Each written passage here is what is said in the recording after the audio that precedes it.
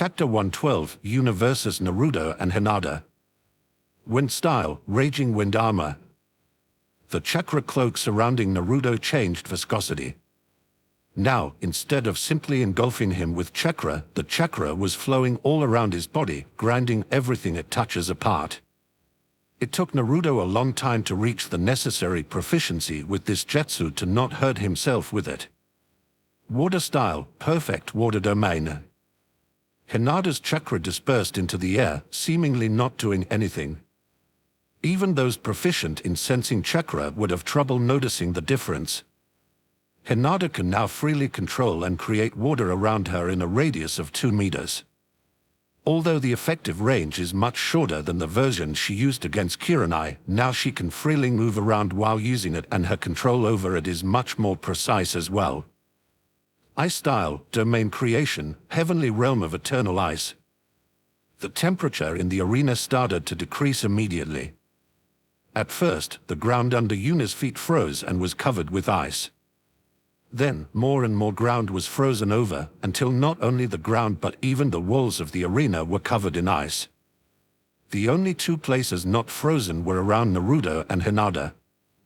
In Naruto's case, the ice was simply shredded away by his armor, while in Hinata's case it simply couldn't push into her domain. Simultaneously, most of Yuna's body was covered in a thin layer of ice as well, giving her red chakra cloak and ice armor. The only place not frozen over was her head, with the exception of an ice diadem with 9 upwards pointing spikes on it. As soon as Hiruzen saw Yuna using ice, he stood up and looked at Yuna with pure astonishment. There were always a lot of ridiculous things surrounding Yuna, but in Hiruzen's opinion, this tops them all. How can this be even remotely possible? It is impossible to use ice style without the corresponding Kekkei Genkai. Does she have a mutated bloodline? But how? Orochimaru reacted similarly, but his thoughts were a little different. To think Konoha was hiding someone with the ice style. No wait, Sensei seemed to be surprised as well. Is Danzo involved in this? But why does she have the Kyuubi in her? This will make it much more dangerous for her to have a lot of children. Something is fishy here. I think I should spend some time investigating the matter after the invasion is over. The most surprised person, however, was definitely Kakashi. My Sharingan copied that jutsu. How? The Sharingan cannot copy a Kekkei Genkai.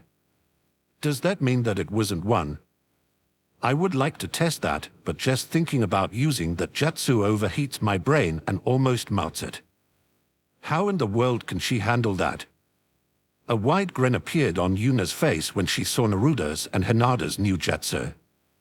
In the last month, these 2 insisted on training without Yuna being present. She could have probably followed them stealthily but decided against it. Where would be the fun in that, after all? It seems like you 2 worked hard. Come. Show me what you can do. Yes.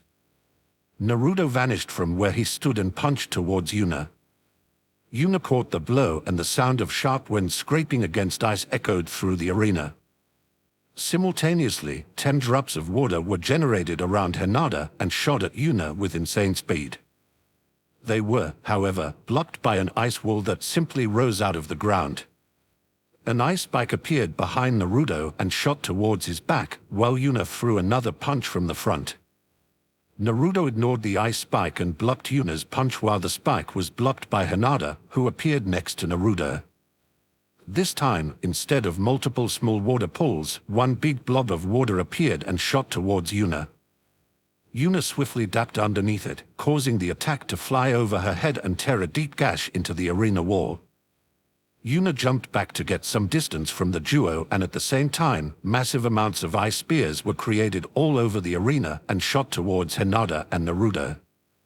While Naruto simply punched them into ice dust, Hinata used small amounts of water to change their trajectory, causing them to miss her and Naruto while smashing against each other. The combination of her Byakudan and her small domain allowed her to do so almost effortlessly. Just when they finished blocking all the projectiles, a massive wall of ice came crushing towards them. They made eye contact with each other for a moment, nodded at each other, and started to gather massive amounts of chakra. Water style, high-pressure water blade. Wind style, ferocious wind blade. The two jutsu combined mid-flight and created a powerful stream of water and wind that sliced through the ice wall, splitting it in half. The two parts of it crashed down on the ground, missing Naruto and Hinata. Haha, not bad. Not bad at all. You two have powered up quite a bit in the last month. Naruto could only smile wryly at that compliment. Yeah, Nei-san, and you are as monstrous as always. Although Hinata didn't say anything, she still nodded her head. Hee, naturally. I am the big sister after all. Let's keep going, there is still a lot of fun to have. Two thin swords made out of ice were created in Yuna's hands. A wide grin appeared on her face as she restarted the fight against Naruto and Hinata.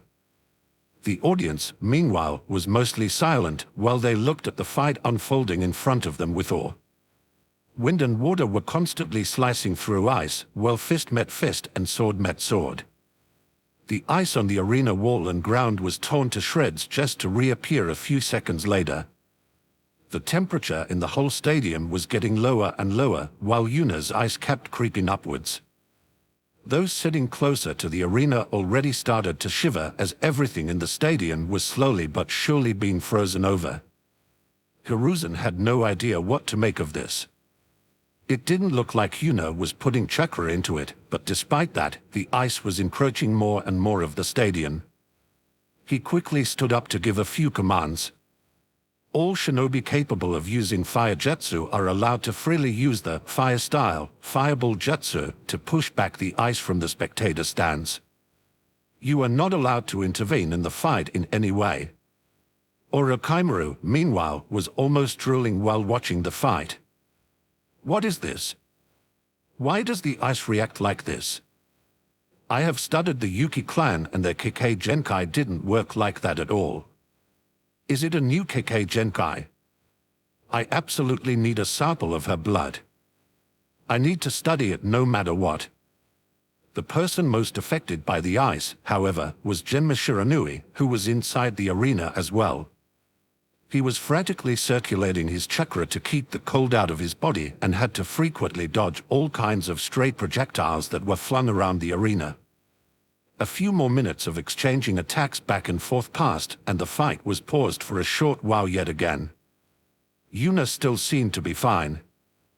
There were a few places on her clothes that had her blood on them, but the wounds that were the reason for that were already healed due to Kurama's chakra. Although the creation of her jutsu costs massive amounts of chakra, maintaining it is actually rather cost-efficient, so she was still doing fine in the chakra department. Naruto had, due to the same reason, no wound on his body either, but his wind emo was eating massive amounts of chakra, so he was already pretty spent. Hinata, on the other hand, had a few scratches on her, but no serious wounds either. This was simply because Naruto was much more efficient in close combat, so Hinata took the mid-range role. Although the amount of chakra her jutsu used was much easier on her reserves than Naruto's, she didn't have that much chakra from the start, so she was also running pretty low. Haha, seems like things are coming to an end. How about we finish this with a bang? The two swords Yuna was holding disappeared and instead, one big sword appeared in her hands. She grabbed with both of her hands and slowly lifted it up so she could slash it downwards. Naruto and Hinata nodded their heads as both of them stopped using their jutsu.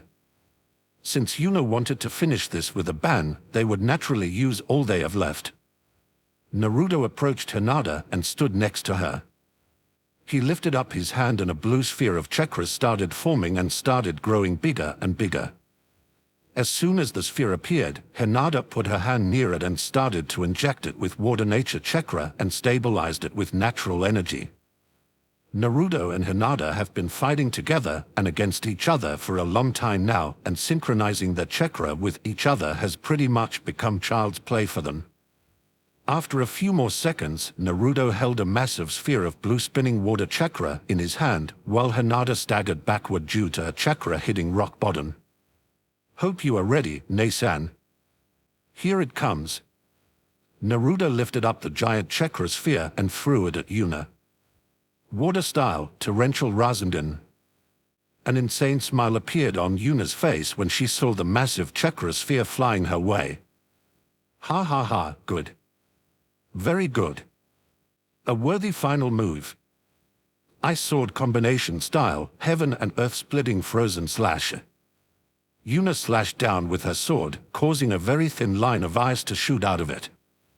It seemed to be incredibly fragile, yet the moment it came into contact with the giant chakra sphere, the sphere got sliced in half without any resistance. The ice kept moving unhindered and passed through Naruto and Hinata without touching them. When it reached the arena wall, it sliced through it without stopping and finally flew out from the other side of the wall and vanished into the sky. The Rasengan, meanwhile, exploded after being cut in half, causing it to shoot massive amounts of deadly water torrents all over the arena. Naruto's eyes widened before he used the last drops of chakra. He had to protect Hinata and himself with a few earth walls, while Yuna simply defended herself by creating a few ice walls in front of her. Kakashi, meanwhile, covered his Sharingan with his hand while groaning in pain. The moment Yuna swung her sword down, he felt like someone had pierced a needle into his eye. There was actually some blood coming out of the corner of his eye as well. He had no idea what exactly happened, but whatever Yuna did completely overloaded his Sharingan to a frankly perverse degree. Considering that incredibly fragile-looking string of ice cut pretty much everything in its path unhindered, Kakashi wasn't even surprised about that. He had no idea what Yuna did but was certain that it was not something that could be blocked or even understood. Yuna, meanwhile, almost staggered when she finished her attack, but managed to look unbothered. She got a bit carried away and actually used Sword Ki in her last attack. Sword Ki was something only people at a rather high level could use. A level Yuna was still very far away from. She, naturally, knew how to use it in her past life, but that doesn't mean she could use it in her current life. Well, she could, but it puts quite the burden on her. I got a little too excited there, but can I really be blamed for that? The jutsu they used was quite powerful, after all. If that hit me, even I wouldn't survive it. Seems like those two took Minado's jutsu and improved it, huh? While Naruto donated the chakra, Hinata was responsible for the natural transformation and stability. Even I have to admit that it was quite monstrous. Haha, indeed. After the dust settled, a slowly crumbling earth dome was revealed. Inside of it, both Naruto and Hinata were lying spread on the ground while breathing heavily. Yuna approached them with steady steps and stopped just a few meters away from them. That was an impressive move. Well done. Although the compliment caused Naruto and Hinata to smile, this was all they could do for now. Yuna looked around in the arena to look for the proctor, and moments later she moved to a small pile of rubble and pulled him out of it. Yo, Mr. Proctor, time to declare me as the winner. Gemma shook his head slightly to get his thoughts back on track. When the Rasengan exploded, he barely managed to raise an earth wall to protect himself. Unfortunately, that one wall wasn't enough to endure the whole onslaught, so it crumbled and buried him underneath it. He scanned the arena, and the first thing he noticed was that the ice was actually thawing and that the temperature was slowly increasing. Next, he noticed that Naruto and Hinata were both lying on the ground without moving. He could see that they were breathing, so he wasn't too worried about them. He shakily stood up, and after giving the current situation another glance, he lifted his hand and made the announcement gesture. Winner of this fight, Yuna Uzumaki. Thump *. Faint immediately afterward and fall back to the ground.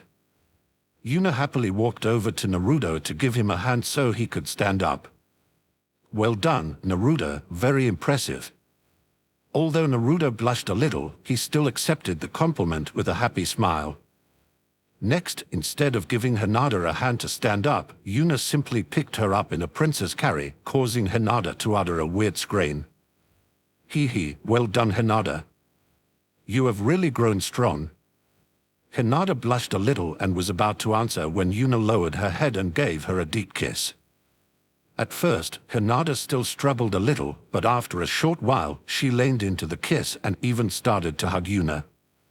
After a short moment, the two separated, and as soon as Hinata remembered that they were currently in front of a massive crowd of people, she fainted out of embarrassment. Hee, shy Hinata is still the cutest. Ding. You have gained experience for skill, shamelessness. Ding. You have already reached the maximum level of skill, shamelessness. No further advancements are possible. Asterisk author note asterisk. Well, there won't be a second chapter today, simply because this one has the length of 2 chapters. I could split it in half, but see no reason why I would do that. Chapter 113, A Different Point of View. Ino Yamanaka could only smile wryly at the battle unfolding in front of her. She was certain that Yuna, Naruto, and Hinata were strong. Well, she had already seen what Yuna could do after the second exam and had at least seen how physically strong Naruto was when he knocked out Chuji instantly. Yuna and Naruto being extremely powerful is something she could easily explain to herself. After all, both of them have part of the Kyuubi inside of them. Hinata, however, was a completely different matter. She had the Byakugan, yes, but Neji already gave a rather detailed example of why that wasn't worth that much.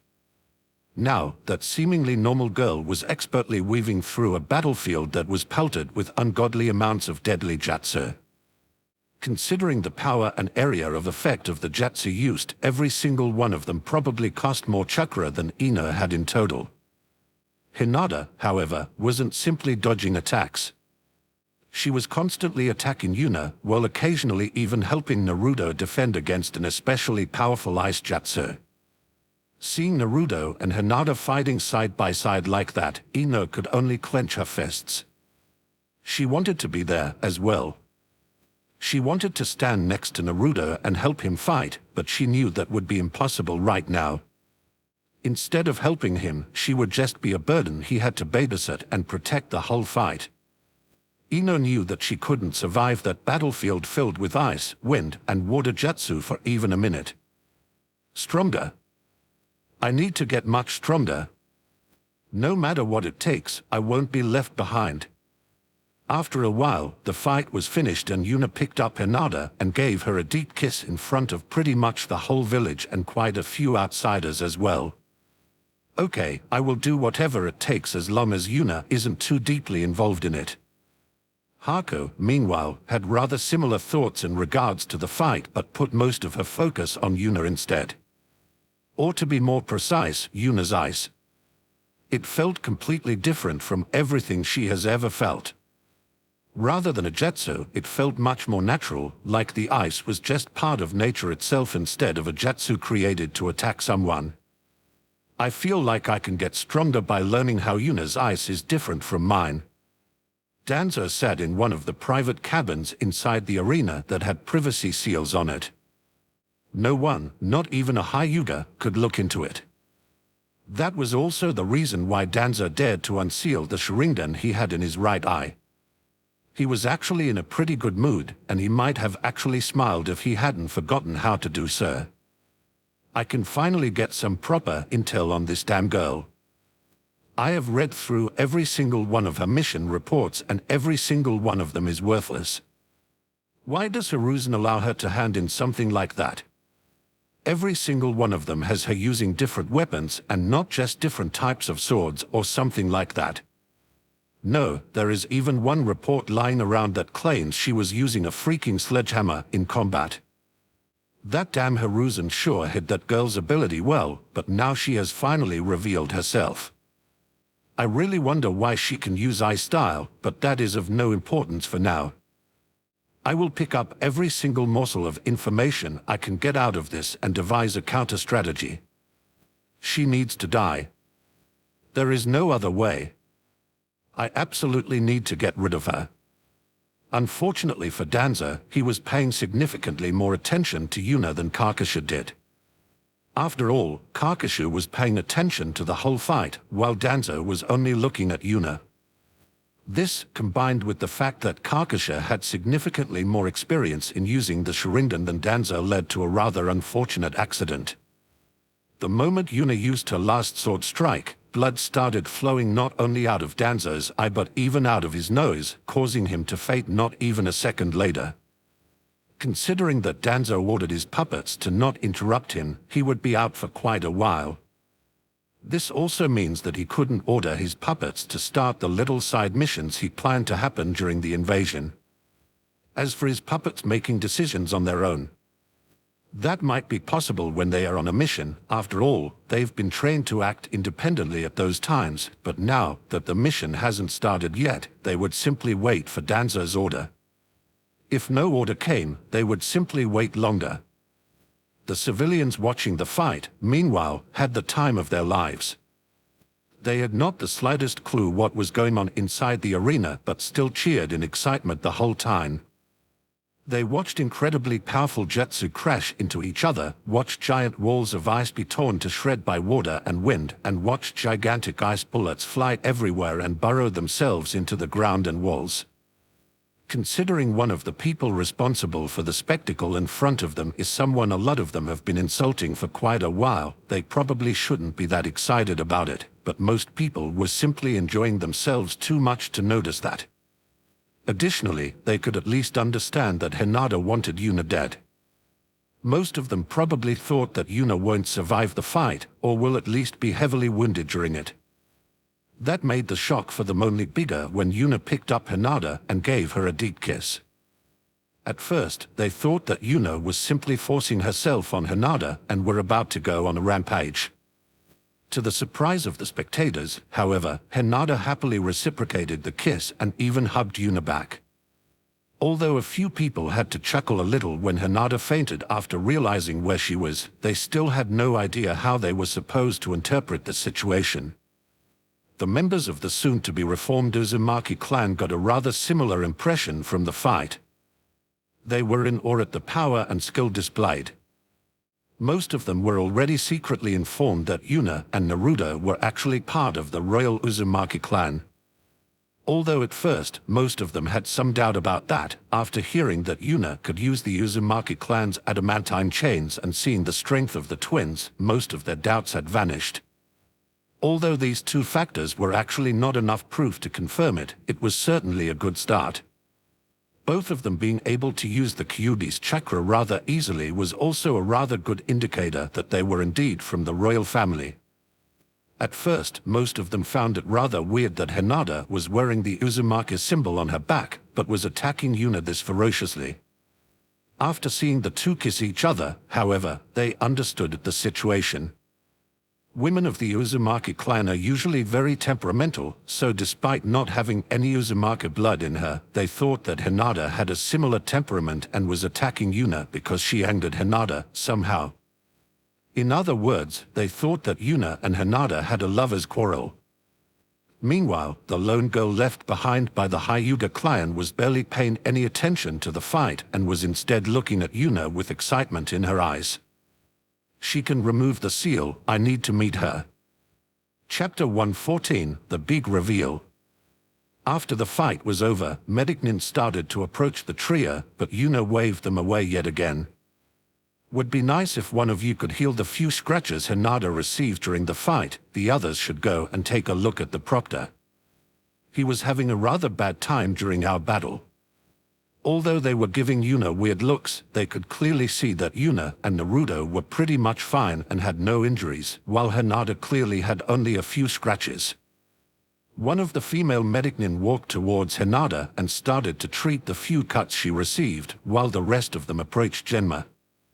As soon as they reached him, their eyes widened in surprise and they started to move with more haste. His temperature is too low, we need to get him out of the arena as fast as possible. His chakra is pretty much depleted, he needs as much rest as possible. There are small wounds all over his body, we need to start treatment right now before he loses too much blood. While medicnin were fussing over Genma, the one that was healing Hinata was done as well and approached Genma for additional support as well.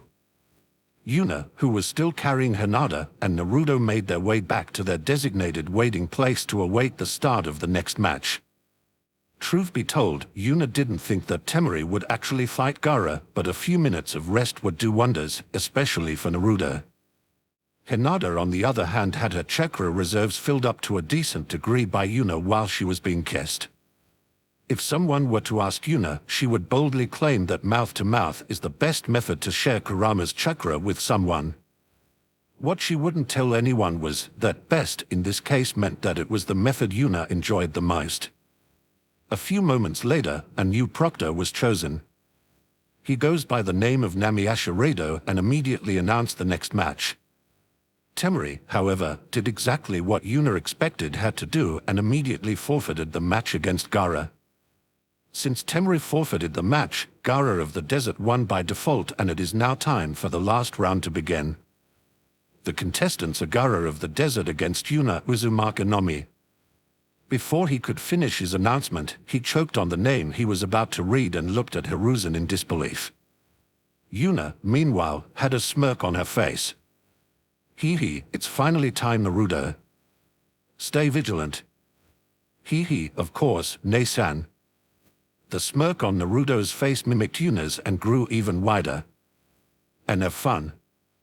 Yuna took out a pure white kunai that had an extra 4 spiky protrusions at the transition from handle to blade, causing it to look like a snowflake. Well. After she said that, she tossed the kunai into the middle of the arena, resulting in an asterisk that sounded much louder than it should have been from such a small weapon impacting the ground. A lot of Konoha's shinobi found that scene incredibly familiar, especially the current proctor, Namiyasha Rado, who was one of the 4th Hokage's personal guards. Although he gave the kunai that landed close to him a glance, his eyes were still on Hiruzen. Hiruzen, meanwhile, could feel the typical Yuna headache kick in again. This damn girl really is relentless. Can't she, just once, do something the normal way? I allowed her to reveal who her parents were in case she reached the finale, but where in the world did she get that flying thunder god technique? Wait a moment. Is that what I gave her for the book? Whatever, if someone asks, I will pretend like I knew what I was doing. Hiruzen gave a nod of acknowledgement to Namiyasha, causing him to avert his eyes from Hiruzen and look at the kunai with a smirk on his face. As the personal guard of the 4th Hokage, he, naturally, knew Yuna's real identity, and he couldn't help himself but be happy about Yuna actually knowing this jutsu as well, so he quickly resumed his announcement. VS Yuna Uzumaki Namikaze, eldest daughter of the deceased 4th Hokage, Minato Namikaze. Yuna appeared inside the arena in a red and blue flash with the snowflake-shaped kunai in her hand. And crown princess of the newly re-established Uzumaki clan. 4 ice blue chains burst out of Yuna's back, revealing themselves to the world. Additionally, most of the arena was still frozen, while Yuna was still wearing her ice diadem. This, combined with the golden Uzumaki symbol on her back and her aloof expression, caused her to project a regal demeanor that put pressure on the crowd. A while later, the crowd woke up from their stupor, and it immediately became loud inside the stadium. No way, that demon is the daughter of 4th Sama. There is no way that is true. That demon is royalty. Haha, it's the princess, you know. She even has the chains, you know. Our Uzumaki clan will rise again, you know. We can finally stop hiding, you know. Yuna could feel her eyebrow twitch a little after hearing that would tick over and over, but there really wasn't anything she could do about that, except for keeping up the dignified act. Gaara, on the other hand, had finally reached his melting point. So far, every time he got the chance to finally kill someone, that opponent gave up instantly. Now, however, he finally has the chance to kill someone. He has waited long enough. Without a single word, his sand turned into shuriken and flew at Yuna. Yuna, naturally, noticed Gaara's mental state and was ready for the attack. Without moving a finger, one of her chains shot forwards and knocked the sand shuriken out of the air while simultaneously turning them into ice blocks. Haha, have you finally snapped? Fine, come. You are strong, Killing you will prove my existence. Yes, yes, of course. This time, instead of creating a few sand shuriken, Gaara gathered a massive amount of sand and sent it crashing towards Yuna. Yuna's chains started moving yet again. This time they drew a massive seal in midair, and as soon as the sand wave collided with that seal, it slumped harmlessly to the ground. Hee, this seal negates the momentum of an object. Good stuff, right? Yuna could feel that the ground she was standing on was slowly turning into sand, so one of her chains pierced into it, freezing it solid. Oh my, that is quite the dangerous sneak attack. Oh well, won't work against me. Mother wants to drink your blood. Seems like your mother is quite thirsty. God damn it. Was that necessary? That picture will stay in my mind forever. Haha, sorry, that just slipped out by accident.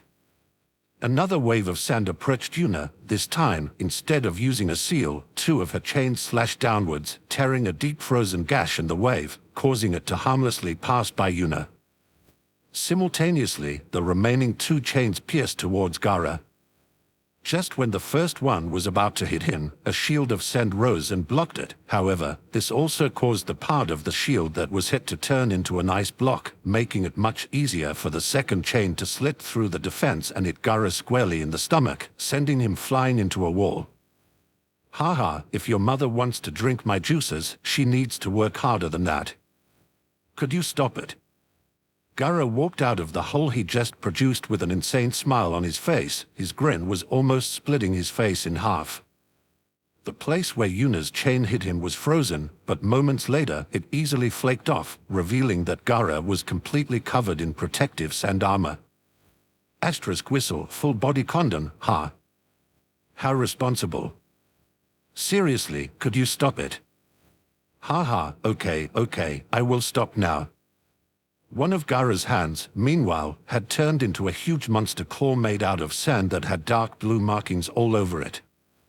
This time, instead of using sand, Gaara actually charged at Yuna with his monster hand while cackling with madness. Two of Yuna's chains caught the hand, while the other two smashed into Gaara's stomach, sending him flying again. What are you even doing? You clearly have no experience in close combat. You think just having more physical strength is enough? I will kill. I will enjoy killing you. Die. Gaara's other hand turned into a monster hand as well, and he catapulted himself at Yuna. Mid-flight, he also grew a tail entirely made of sand. Two of Yuna's chains entangled one arm each, while she simply dodged the swipe of Gaara's sand tail and smashed her knee into his stomach, sending Gaara tumbling backward. Just when Yuna was about to provoke Gaara some more, feathers started to fall from the sky and she could feel a genjutsu trying to make her sleep. She cancelled the influence the genjutsu had on her instantly and noticed that Gaara has enclosed himself into a cocoon of sand. Seems like the fun is about to begin, and it is on a much bigger scale than I expected it to be. Chapter 115, Start of the Invasion. Yuna scanned the arena and noticed that all the civilians and quite a lot of genin fell asleep due to the genjutsu. Next, she looked towards the Hokage stands, which caused her eyebrow to twitch in irritation. Seriously? Orochimaru disguised himself as the Kazekage. The old man was sitting right next to him the whole time. How did he not notice that? I thought for sure that Orochimaru wanted to fish in muddied waters and abduct Sasuke, but that doesn't seem to be the case. Does he want to destroy Konoha? Isn't he being a little too delusional? Moments later, Naruto and Hinata landed next to Yuna, while simultaneously, Gaara's cocoon started to crack. Although Yuna wasn't certain whether Gaara would run amok or not, she had certainly prepared for the possibility. Uzumaki clan. Prepare the seals. 8 seals that were placed around the bottom of the spectator stands were activated by one member of the Uzumaki clan each. A blue dome of chakra was created over the arena. Although it wasn't visible from the outside, this actually enlarged the inside of the barrier quite a bit. Shukaku was, after all, already bigger than the stadium when he was at his full size. Next, the four manteens that were coincidentally, and certainly not due to bribery, seated near those seals, activated their own seals and enclosed themselves and the person controlling the first seal in a much smaller blue globe so they wouldn't be interrupted. Yuna saw the perfect execution of the plan and nodded in approval. Containing the rampaging Ichibi should earn the Uzumaki clan quite a bit of goodwill. This should make the re-establishment process much smoother. Hinata grabbed some strong people from the Uzumaki clan and helped defend Konoha. There is no way the invaders are only in this stadium. You should be able to find them rather quickly with your Byakugan. Yes. Good luck, Yuna, Naruto. Hinata gave Yuna a quick kiss and then made her way towards the spectator stands to gather a few Uzumaki clan members. Although Hinata was a little embarrassed that they were already treating her as Yuna's wife, she was also a little happy about that. Naruto, I want you tea. Before Yuna could finish her sentence, her head snapped towards the top of the arena. Yuna widened her eyes in surprise due to what she saw there. No way is th. It's that Hashirama bastard. Let's get up there. Let's grind that bastard to dust. Haha, calm down, Kurama. If that is what you want, I will, naturally, oblige. Seems like today is your lucky day, Naruto. You can have Shukaku. Naruto's eyes widened in surprise, but when he looked where Yuna was previously looking, an annoyed pout appeared on his face. Haha, no need to pout, I can give your Kurama the memory of beating Hashirama up after this is over. Naruto seemed to ponder about something before nodding his head in agreement. Fine, Kurama agreed, but he isn't happy about it. Haha, there is nothing I can do about that. Good luck, Naruto. Yeah, good luck, Nei-san. Yuna left for the top of the stadium, while Naruto stood in front of Shukaku, who has finally grown to his full size with a smirk. The giant Shukaku waved his hand, and a massive amount of sand was shot at Naruto. Naruto frowned a little and simply substituted himself with one of the numerous ice blocks that were still spread through the whole arena. Somehow I don't think Shukaku is in control. There is no way he would make such a clumsy attack. I agree. Seems like the way Shukaku is sealed inside Gaara is a little different. That dims down the excitement a little, but whatever. I wonder how I should handle this. That little bit of downtime helped me get back some of my chakra, but I'm still relatively low.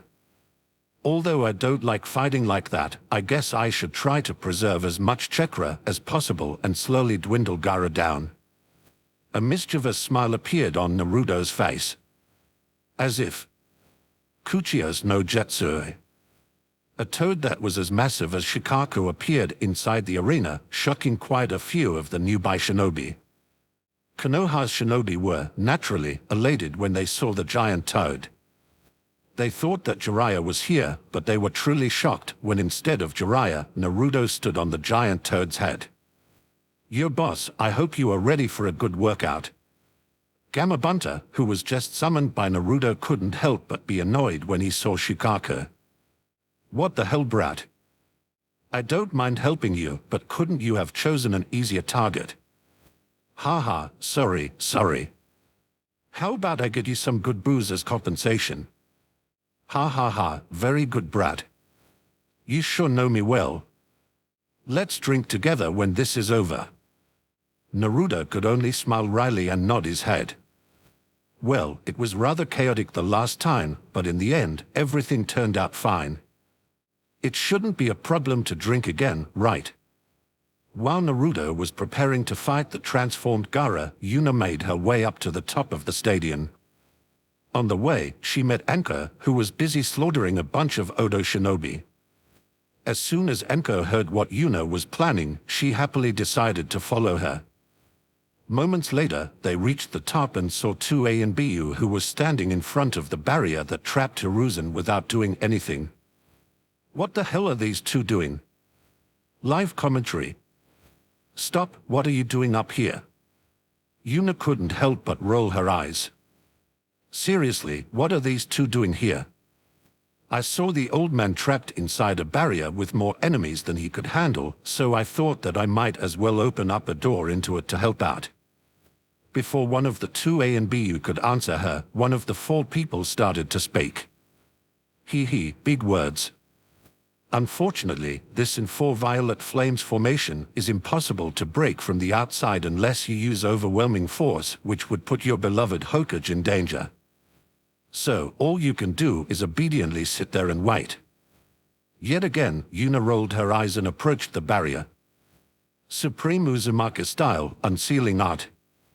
Kidomaru, the person who just spoke to Yuna, couldn't help but tense up a little when he heard that it was an Uzumaki technique. After all, the Uzumaki were known for their powerful seals. He was no longer absolutely certain that the seal wouldn't be broken. I don't give a shit about that kick, Jetsu. Yuna casually kicked against the barrier, causing an awkward silence to descend on the area. One of the A and BU was just about to get angry at Yuna when slight ripples appeared on the barrier, and moments later a small entrance was created. She entered it and stood in front of a second barrier. She decided not to play around this time, so she only poked it a few times with her finger to open up another entrance. Well, let's go. I suggest we leave the barriers intact for now since Konoha would take heavy damage otherwise. After saying that, she casually strolled inside, closely followed by Enko, who didn't seem to be surprised in the slightest at how easily Yuna opened up a path. Although it took the two A and BU a while to regain their wits when they did, they quickly passed through the first barrier as well. After passing through it, they could have easily attacked the four people keeping the barriers up, but after a while of thinking about it, they agreed to what Yuna just said. Having a cage-level battle in the middle of Konoha would have devastating consequences. The Sound Four, meanwhile, were looking at the two holes inside their barriers completely dumbfounded. What were they even supposed to do now? Was there even a point to keeping the barriers going? They, however, sighed in relief when the two holes closed themselves on their own after a few moments of waiting. While approaching the four people who were currently having a standoff, a wide smile appeared on Yuna's face. You two can have the second Hokage. Anchor, go have some fun with Orochimaru. I will take the first. At first, the A and BU wanted to say something about Yuna casually giving them orders, but when they felt the overbearing pressure oozing not only out of Yuna but Anko as well and saw the battle-thirsty grin on both of their faces, they quickly forgot that idea. Chapter 116, Yuna's message for Hashirama. Yo, old man. You look like you are having a bad time. Yuna. Haha, the one and only. Hiruzen looked at the four people approaching him in surprise. Truth be told, he was rather relieved that he got some support. Although the first and second Hokage strength is very far away from their prime, Orochimaru alone would have already been a huge challenge for Hiruzen. On the other hand, this fight would be very dangerous, especially due to Hashirama's powerful wood release, so he would rather prevent other people from being dragged into it. Orochimaru, meanwhile, was surprised that someone managed to get inside the barrier. He quickly gave the barrier surrounding them a glance, but couldn't find anything wrong with it. I knew you were a pretty F***get up dude, Orochimaru, but now you even came up with a method to summon the dead. After Yuna said that, an awkward silence descended between the people present, causing Yuna to tilt her head in confusion. Before she could ask what was going on, the second Hokage, Tobirama Senju, started to speak. I am the one that developed that jutsu. Anyway, as I was saying, only a real genius could come up with something this amazing. Haha, this little girl sure has a sharp tongue, doesn't she, Tobirama? But still, you shouldn't be here. This is not a fight you can participate in, little girl. First of all, the name is Yuna Uzumaki and I'm actually here for you, Hashirama. I have got a message for you. Hashirama tilted his head in confusion. A message? For me? Yep, here it comes. Yuna's facial features changed. Her pupils became red, while her whole face became more savage and her whiskers became more pronounced. Yuna started speaking again, but this time her voice sounded much deeper than previously. Hashirama, you bastard, I can finally get some revenge. I will tear you to shreds for what you have done. Everyone, except for Anko, looked at Yuna in bewilderment. The first one to regain his bearing was Hashirama. Was that the Kyuubi? Yep. Seems like he doesn't like you very much. Not too surprising, considering that you are responsible for him and his siblings being imprisoned for almost 100 years. Oh well, he said I can have as much chakra as I want as long as I use it to kick your ass, so how about we get this started? Cuckoo, indeed. You four being here won't make much of a difference. Or rather, this might be a good chance for me. I can't wait to dissect you and find out why you can use I style. The moment Orochimaru finished talking, Hashirama started to go through hand signs and started speaking at the same time. Careful, I am going to use wood style. When Hashirama said that, everyone took some distance from him except for Yuna. She boldly stepped forwards and clapped her hands together. A red chakra cloak that had 3 tails appeared around her. Ha ha ha, wood style. Let me experience it. Wood style, forest genesis. I style, majestic heavenly glacier creation. From Hashirama's side, massive trees started growing out of the ground at an insane speed. On Yuna's side, instead of trees, gigantic masses of ice were created. When the two Jetsu met, the massive trees were frozen solid just to break free from the ice and be frozen yet again. The two Jetsu clashed for quite a while, and when the clash was over, one half of the battlefield was overgrown with trees, while the other turned into a frozen tundra. Seeing that his Jetsu was actually blocked, Hashirama couldn't help but laugh. Ha ha ha. Amazing. There is actually someone in the younger generation who see a asterisk smack asterisk asterisk boom asterisk. Before he could finish his sentence, Yuna appeared before him and smashed her fist into his face and sent him flying. Joyful laughter escaped Yuna's mouth that was much deeper than her usual voice. Ha ha ha, that felt great. I wanna punch him some more. Let's go, Yuna. Then, she switched back to a normal voice. Ha ha ha, you can do more than that, right, Hashirama? This will be a lot of fun. 3 chains burst out of Yuna's back and combined themselves with 1 tail each, causing her tails to be layered in a thin layer of ice. Without another word, Yuna shot toward Hashirama, her 3 tails swishing around menacingly, while her laughter would occasionally switch its pitch from male-sounding to female-sounding. Seeing Yuna happily rampaging around, Anko couldn't help but chuckle a little, which caused Hiruzen to glare at her. You knew about her strength, didn't you? Haha, of course not. After hearing Anko's obvious lie, Hiruzen's glare intensified even further, but he decided not to say anything about that for now. Anko, meanwhile, was smirking at Orochimaru. Hee, you might not know this, but I am the one that cut off your head when we fought inside the Forest of Death, and I can't wait to do it again. After she said that, the skin around her eyes started to change color the same way Hinata's did, but instead of blue, it turned red. Hee, let's see how close this can bring me to your level. Orochimaru's eyes widened when he saw the small change Anko went through. Why can she do that as well? I thought that the Hyuga girl had some kind of mutation, but that doesn't seem to be the case. It must be some kind of technique or jutsu then. I want it. I absolutely want to have it. Seeing the greed in Orochimaru's eyes, Anko chuckled again. I don't know exactly how outrageous this cultivation technique Yuna gave me is, but considering Orochimaru is almost drooling, it should be really good stuff. Not too surprising, I guess. Considering it's Yuna, it would be more surprising if it wasn't something outrageous. While Anko was preparing for her second fight against Orochimaru, Hinata assembled a small shinobi squad consisting of her and 3 Uzumaki clan members. All three of them called her Hinata-sama, which would take a while to get used to for Hinata, but there was nothing she could do about that right now.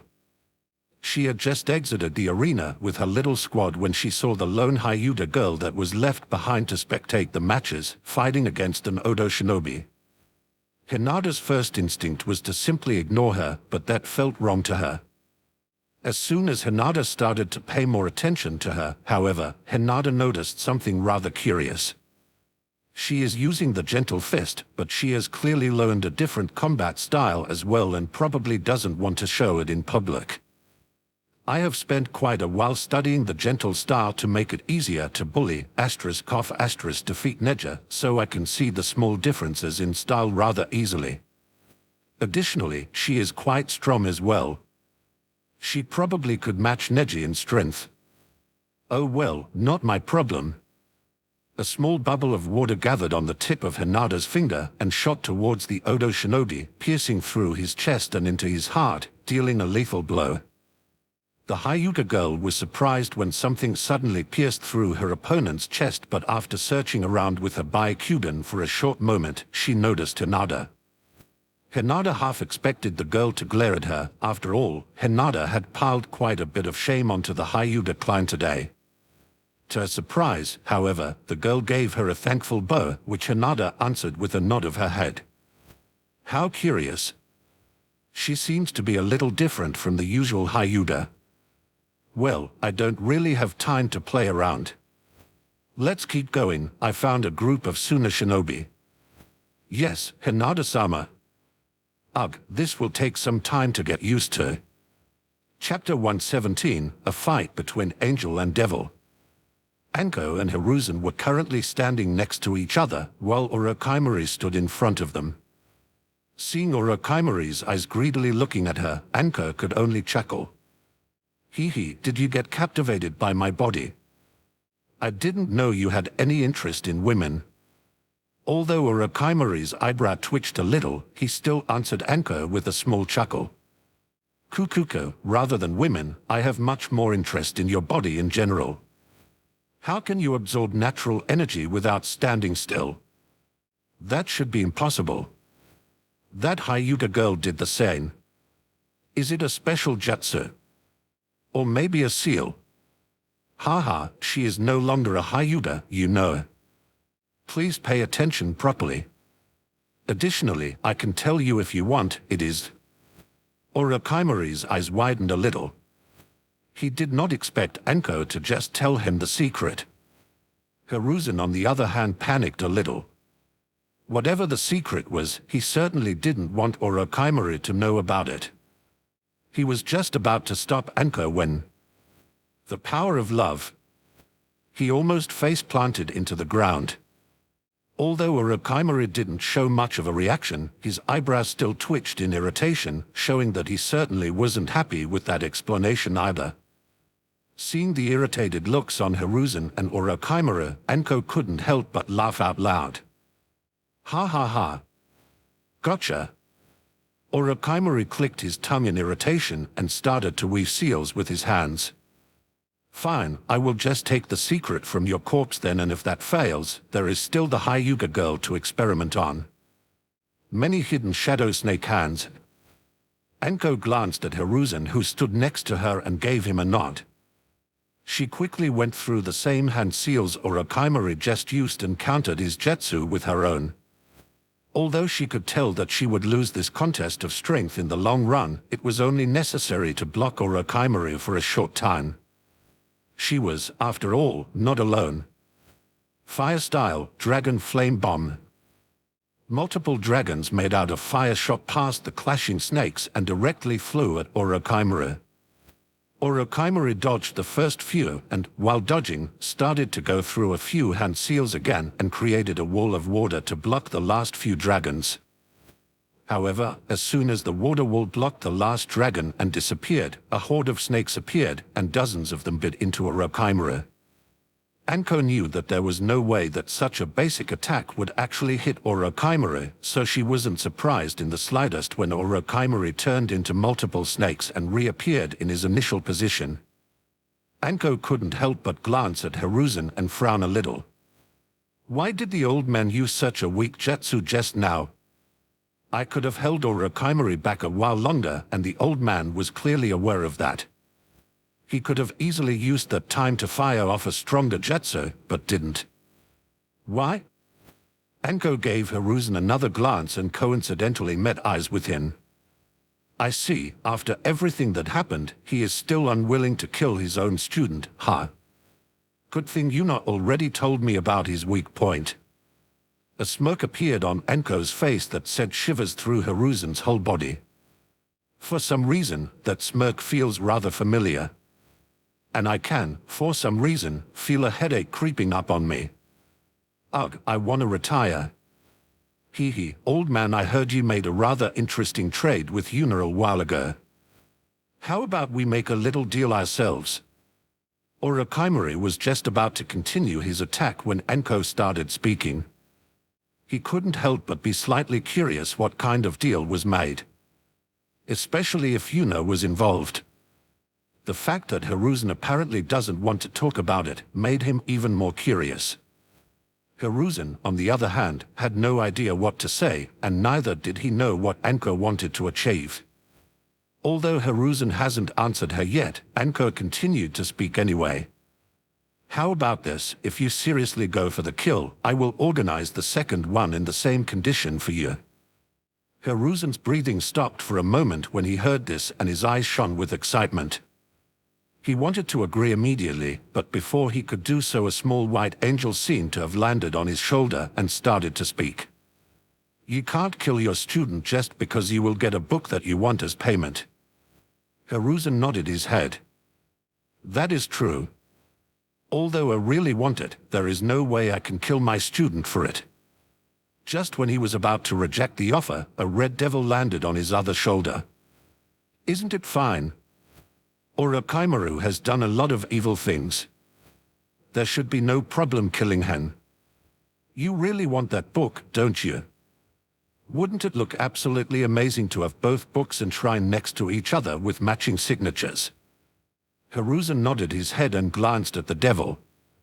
He noticed that it looked very similar to Yuna, which somehow didn't surprise him. That is true. He has done all kinds of inhuman experiments. I should just kill him. Just when he was about to accept the deal, the angel started speaking again. Is that really fine? Although he might have done a lot of evil, is killing your student for a book really oh? Before the angel could finish speaking, the devil interrupted him. Then let's just kill him for the sake of Konoha. Both the angel and Hiruzen looked at the devil in surprise. A wide smile appeared on its face that sent shivers through Hiruzen's spine. Hee, we kill him for the sake of Konoha. We will get the book, yes. But that wouldn't have been the reason we killed him. It is just a little bonus. Isn't it fine for a shinobi to accept some bonus for a job well done? Hiruzen and the angel were enlightened by that and quickly nodded in agreement. Let's do it. It's for Konoha's sake, after all. Hee, that's right. Orochimaru and Anko, meanwhile, gave Hiruzen a weird outlook. Hiruzen's expression was constantly changing while his eyes were wandering from left to right and back again. Orochimaru was truly curious about what kind of deal Anko offered him. She, unfortunately, said it in a way that he couldn't understand the real meaning behind it. It must be something incredibly important for Sensei to fall this deep in thought about it. She said, the second one in the same condition, is it about a weapon? Something like a pair of swords that get stronger when used together. Now that I think about it, it seems like the Uzumaki clan has been stealthily gathered inside Konoha. Considering they accepted Yuna as a princess, this might involve some powerful seal the Uzumaki clan possesses. Unfortunately for Anko, Sensei is way too soft to kill his student for a powerful weapon or seal. To Orochimaru's surprise, however, when Hiruzen finished his inner debate and looked at him, there was steel-like determination inside them. Simultaneously, Hiruzen's killing intent flared out and crashed into Orochimaru, who couldn't help but be shocked. I am sorry, Orochimaru. You have done so many bad things, I have no other choice but to kill you for the sake of the village. You are simply too dangerous to be left alive. Orochimaru looked at his sensei completely dumbfounded. Although his words sounded righteous, Orochimaru was very skilled at reading people and could immediately tell that there was quite a bit of greed in Hiruzen's eyes. What in the world did Enko offer him? Anka, meanwhile, couldn't help but chuckle a little when she saw Orochimaru's bewildered expression. She knew exactly what kinds of thoughts he was currently having, and, truth be told, she really wanted to see what his face would look like when she told him what kind of thing she had offered Hiruzen. It would probably be hilarious to straight up tell him. Won't he die of anger if he finds out that the old man is willing to kill him for a love story? Well, I won't tell him though. I feel like that might overstep the old man's bottom line. Although it took Orochimaru a while to regain his bearing, when he did, he couldn't help but chuckle. Kukuku, good. Very good. Seems like even you can become heartless if it is about acquiring a powerful weapon, sensei. Fine, it doesn't matter. I came here to kill you today, and that is exactly what I will do. Orochimaru opened his mouth wide and pulled out a double-edged sword, the sword of Kusanagi, out of it. Hiruzen had no idea what weapon Orochimaru was talking about, but he went through the hand seals of the summoning jutsu to summon the monkey Kinenma anyway. Only his adamantine staff transformation could deal with the sword of Kusanagi. Anka, meanwhile, felt a little left out. She wasn't sure why, but she felt that she shouldn't interfere in this fight. At first, she wasn't sure what to do, but moments later, two ANBU sailed past her and crashed into the ground, which somewhat answered that question. Guess I will go play with the second Hokage instead. Oh well, that's fine as well. Chapter 118, Anko vs. Tobirama. Anko approached the second Hokage, Tobirama Senju, with a smile on her face. Hee hee, what a wild day. Who would have thought that I would be fighting the second Hokage today? Indeed, I also didn't expect that I would be fighting against Konoha Shinobi one day. And it is even due to the jutsu I created. I hope you can stop me properly. I would rather not be responsible for killing any of Konoha's shinobi. Well, you are clearly not in your peak condition, and I am rather used to fighting against someone with a water style, so I will manage somehow. In the worst case, I can just try to stall you long enough for Yuna to finish her fight. Tobirama took a look at the fight Anko was talking about and really didn't know what to say about it. Ice and trees were constantly pushing each other back and forth, while explosions could be heard occasionally. He could only shake his head and put his focus back on Anko. I really wonder where that monster came from, but since she is part of Konoha I can't comp. Careful, a jutsu is coming. In the middle of his sentence, Tobirama felt that his body started to move without any input from his side. He started forming hand signs at an insane speed and moments later shot a massive amount of water that formed itself into a massive dragon at Anko. Water style, water dragon jutsu.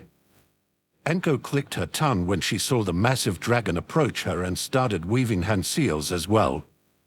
Earth style, rock shelter. As soon as the half-sphere of rock surrounded her completely, Anko went through the same hand seals 2 more times to thicken the half-sphere even further, and moments later, the water dragon smashed into Anko's defense. Hearing the loud rumbling from the dragon crashing into her earth wall, Anko could only be thankful that Yuna convinced her to learn a few basic earth jutsu. There is no way she could have blocked that attack with her fire jutsu or her snakes, after all. She didn't wait idly for the jutsu to pass, instead used the time to use that earth-style, hidden mole jutsu, to burrow into the ground. She already had a pretty good idea what kind of jutsu would come next, so she waited and prepared her chakra for her counteroffensive. Moments later, a powerful jet of water hit her rock barrier and sliced it apart. I knew it. When confronted with an earth-style defense, Hinata always uses something to slice it apart, since it is the best method a water user has to break through it. If my assumption was wrong, I would have to use the chakra I have gathered for defense, but since I guessed right, I can use it for its intended purpose. As soon as the water jet had passed over her hiding place, Anko jumped out of it with her hands already doing the tiger hand seal. Fire style, fire annihilation. A massive wall of fire was shot at Tobirama, who was still not done with his previous jutsu. Seeing the wall of fire approaching him, Tobirama quickly interrupted the water-style, severing wave jutsu he was currently using, simply because he knew that a little bit of high-pressure water wouldn't help him against such a huge fire jutsu. He considered dodging the attack, but it was already too late for that. He could use a water jutsu to defend himself but decided not to bother with it. He was, after all, reanimated and wouldn't die anyway. Tobirama smirked a little when he noticed that his body actually obeyed that command. I see, as long as it isn't unreasonable, I can control my movements to some extent. Hastily creating a water jutsu might have been equally dangerous or even more dangerous than simply tanking the fire jutsu, so I could choose what to do. I hope my opponent, I think it was Anko, can use this chance. The moment the fire jutsu passed him, the ground underneath Tobirama's still damaged body broke open and dozens of snakes shot out of it. Tobirama smirked again and jumped upwards. Although that dodged the snakes, he was now in midair without anywhere to go. Hee hee, how shameful. It seems like this jutsu of mine is rather flawed. Many hidden shadow snake hands. Yet again, a massive number of snakes flooded the battlefield and shot towards Tobirama. Tobirama could feel the control over his body dwindle and he could only click his tongue in annoyance. He had already seen that move previously, so he knew how to counter it. His hand started moving to prepare the next jutsu to get rid of the snakes, but just when he was about to shoot it, the first snake reached him and bit his leg. Tobirama ignored it at first, but to his surprise, his chakra was slightly disturbed while the snake was biting him. He looked at the approaching snakes and noticed that quite a few of them actually had seals on them. Before he could react, the second and third snake had reached him as well, disturbing his chakra even further. As more and more snakes bit into him, the flow of his chakra became messier and messier. Anko, meanwhile, looked rather exhausted and was breathing heavy, but still had a smirk on her face. Oops, I accidentally said the wrong name. What I wanted to say was 1,000 sealing snakes, hee hee. Oh yeah, thanks for the support during the fight. Without you making weird decisions, I couldn't have done it. Tobirama nodded towards Anko in acknowledgement. He, naturally, didn't mind being tricked with the jutsu name. Or rather, he approved of such a tactic. In his opinion, being a shinobi is all about information warfare, and Anko demonstrated that she clearly knew what she was doing. Despite me helping you out during the fight, that was still very well executed. With people like you in Konoha, there is no need to fear for its future. Additionally, I see a lot of potential in whatever method you use to absorb natural energy. I suggest you put more focus into developing that. Would become boring after a while, but no matter how often I do it, it's always fun. No, I feel like it gets even more fun after every hit. Ha ha ha, as expected, fighting the first Hokage sure is fun. Come on, more. You still have more cards in your sleeve, don't you? Truth be told, Hashirama never put much time into his close combat capability. There was simply no need for it, after all. His body was incredibly strong from birth and he could easily overpower his opponents with his wood style. He never required hand-to-hand combat during his fights. Additionally, he couldn't help but feel unnerved by Yuna, who was constantly switching between personalities. What weirded him out the most, however, was that the Kyuubi seemed to be the more rational personality. Wood style, deep forest bloom. Yet again, massive trees started to emerge from the ground, but this time massive flowers started appearing as well and began spreading invisible pollen over the battlefield. Ha ha ha, that's a new one. Let's see what it can do. Yuna's three tails started to rampage around, tearing everything around them apart. Usually, a Biju's chakra would be easily suppressed by the wood style, but due to Yuna coating the tail in her ice, there was no such problem. Moments later, Yuna could feel some kind of poison enter her mouth, but she simply gathered it with her chakra, froze it, and then spat out a small ball of ice that contained the poison. Hee, even poison, huh? Wood style sure can do a lot. Yeah, whatever. We haven't punched him for a while now. Get going already. Hashirama could only lament his fate when he saw Yuna charging at him again. He might have infinite chakra due to being reanimated, but it still took some time to gather the necessary amount to use strong jutsu. Weaker ones wouldn't even phase Yuna, so his only choice was using light-scale ones, which took a long time to prepare. 2 hands and 3 tails descended onto Hashirama, and he already knew he couldn't do much about it. Yuna was clearly more skilled in taijutsu than him, and it certainly didn't help that she had 3 extra hands, either. Yet again, he was sent flying, which was followed by the happy laughter of 2 different voices. Hashirama stood up and could only smile wryly at the happily laughing Yuna. You do realize that I'm currently immortal and that the damage your attacks are dealing to me is regenerated instantly, right? Yuna's laughter stopped and she shrugged her shoulder. Of course I know about that, but the Kyuubi is enjoying punching you so much that I thought I should at least give him his money's worth, or a chakra's worth. That's right. Be obedient and let me punch you some more. That's the best way for me to relax after Yuna put me through all those ridiculous situations. Hashirama could feel his eyebrow twitch a little. He wasn't sure why, but for some reason, he felt like the Kyuubi was a little pitiful. He quickly shoved that thought away and labeled it as nonsense. There is no way that is true after all. I am not sure how I'm supposed to answer that, but aren't you worried about the other fights? Even if Tobirama's strength is restricted due to being reanimated, I don't think those 2 A and BU can defeat him. Yuna only shrugged when she heard that. That is correct. Or to be more precise, those 2 already got defeated a while ago. Hashirama's eyes widened when he heard that. Then why are you still playing around? If you have a method to seal me, then do so quickly. Yuna, however, only shrugged her shoulders again and chuckled a little. Hee, no need for that. Anko is currently taking him on. She should be fine. Should be fine. That doesn't sound very convincing. Wait. How do you even know that? What kind of insane sense are you? Hee, who know woe. Tobirama just got sealed away. As expected, Anko managed to do it. Oh?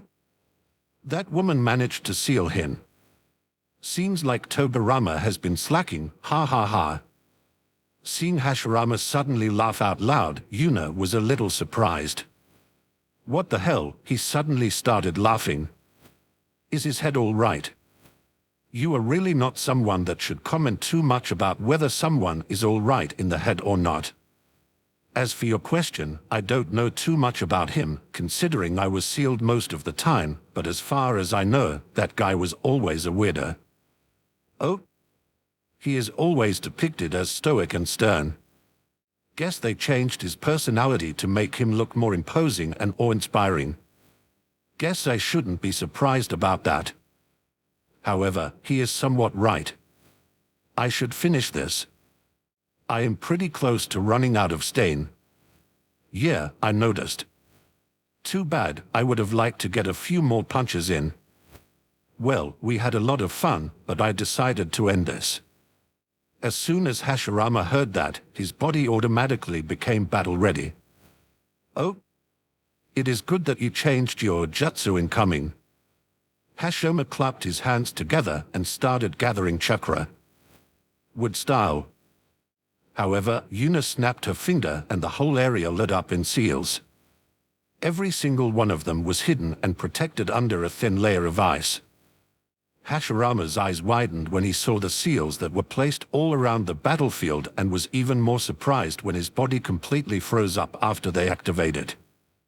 Rather than paralyzing his body, however, it felt like when his body was controlled with the Edo Tensei, but instead of fighting automatically, it told him not to move his body. You took control of the Edo Tensei. Edo Tensei. Is that what this reanimation stuff is called? As for your question, not really. All I did is stop you from moving. Instead of your body fighting on its own, it is now given the order to stand still without moving. Took me a while to figure it out, but here we go, hee. Hashirama nodded in acknowledgement. Although I have no idea how you did it, it is still very impressive. Well done. Haha, of course. Now it is time to properly seal you away. After saying that, Yuna started to rummage through her pockets and pulled out a scroll. Indeed, you should hurry up. Even if Tobirama got deefy, why did you take out a cake? Yuna looked at the cake she just unsealed out of the scroll and then looked at Hashirama with innocent eyes. Because I want to smack it into your face. Why? Yuna pondered for a moment and then nodded her head. It is somewhat of a tradition. What kind of trad? Asterisk splat asterisk. Gahahaha, that felt pretty great too. Hashirama was just about to scold Yuna for not taking the situation seriously when the remaining cake in his face started shining and seals started to crawl out of it and cover his whole body. What the fuck? That was all he could say before all that remained of him was a small token that had a seal ID 001 written on it.